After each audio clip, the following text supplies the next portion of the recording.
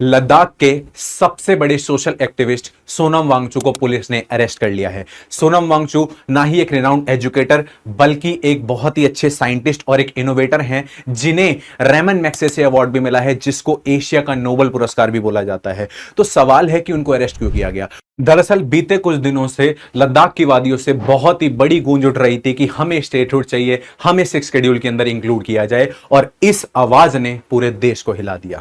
पिछले हफ्ते इन्हीं प्रोटेस्ट के अंदर वायलेंस हो गया, जिसमें पुलिस फायरिंग हुई और उसमें 4 जानें चली गईं और 80 से ज्यादा लोग घायल हुए, जिसके चलते सोनम वांगचुक को उनके घर से अरेस्ट किया गया और उनको ले जाया गया जोधपुर जेल के अंदर।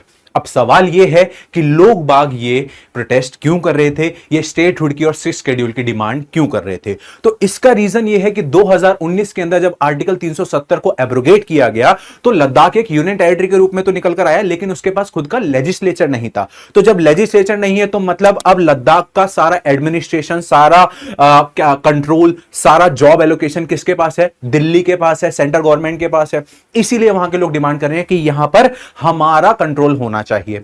प्लस लद्दाख की 90% पॉपुलेशन जो है वो आपकी ट्राइबल कम्युनिटी से बिलोंग करती है, तो उन्हें भी कहीं ना कहीं खतरा है कि कहीं उनकी जमीनें, कहीं उनके ग्लेशियर्स, बड़े बड़े कॉर्पोरेट हाउसेस, बड़े बड़े बिजनेस मॉडल्स के अंदर खराब ना हो जाएं। इसीलिए लद्दाख के अंदर ये स्टेटहुड की डिमांड चल रही है। अब अगर बात करें शेड्यूल 6 की, तो ये शेड्यूल 6 हमारा कॉन्स्टिट्यूशन का इन्हीं सारी ट्राइबल कम्युनिटीज को ये पावर देता है कि वो अपने हिसाब से उन रिसोर्स का यूज कर सके। Even they have the judicial power, they have the financial power. तो इसकी वजह से क्या होगा, सारा का सारा जो कंट्रोल है वो वहां की लोकल पॉपुलेशन के पास आएगा।